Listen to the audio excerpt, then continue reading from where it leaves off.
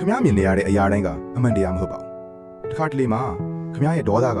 အချစ်တရားဆုံးအရာကိုကိုယ့်လက်နဲ့ကိုတတ်မိတောင်ဖန်တီးတတ်ပါတယ်မုတ်ဆိုးတယောက်အိမ်တကားကိုဖွင့်လိုက်တဲ့အခါချောင်းမဲ့ဖွယ်ကောင်းတဲ့မြင်ကွင်းတစ်ခုကိုတွေ့လိုက်ရတယ်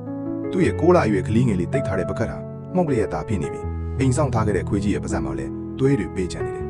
တခင်ဖြစ်သူကိုမြင်တော့ခွေးကြီးကအမီးလေးနှက်ပြီးအနားကိုလာတယ်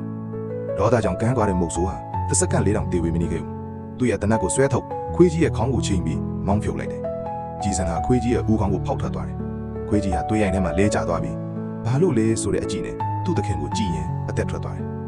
မုတ်ဆိုးဟာမျက်ရည်တွေကျရင်တုံမြင့်နေတဲ့လက်တွေနဲ့ပကတ်ကိုမကြည့်လိုက်တယ်ပကတ်အောက်မှာတော့ကလေးငယ်လေးဟာဒဏ်ရာတစ်ချက်မှမရှိဘဲအေးချမ်းစွာအိပ်ပျော်နေပါတယ်ပြီးတော့သူ့ဘေးနားမှာလေဘင်းကိုအကိုက်ခံထားလို့တေဆုံးနေတဲ့ဝင်မလွတ်ကြီးတကောင်ရဲ့အလောင်းကိုတွေ့လိုက်ရတယ်အဲ့ဒီအချိန်ကျမှမုတ်ဆိုးဟာအရာအားလုံးကိုနားလည်သွားတော့တယ်ခွေးကြီးဟာရန်သူမဟုတ်ပဲသူ့ကလေးကိုတက်ဆွန့်ဆန်ဖျန်ကာကွယ်ခဲ့တဲ့ကဲတင်ရှင်ဆိုတာကိုပေါ့ဒါပေမဲ့သူကိုယ်တိုင်အဲ့ဒီခွေးကြီးကိုတပ်ပစ်လိုက်ပြီဒါဟာစိတ်ပညာမှာ confirmation bias လို့ခေါ်တယ်လူတစ်ယောက်ဟာစိတ်ထဲမှာကြိုတင်ကောက်ချက်ချထားတဲ့အရာတစ်ခုရှိနေရင်အဲ့ဒီယုံကြည်မှုကိုအထောက်အကူပြုမဲ့အရာတွေကိုပဲမြင်တော့တာပါ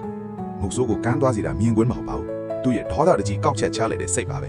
ဒါကြောင့်ဒေါသအလျောက်ချမှတ်လိုက်တဲ့ဆုံးဖြတ်ချက်တွေဟာကိုပဲပြန်ချိန်ထားတဲ့လက်နက်နဲ့တူပါပဲ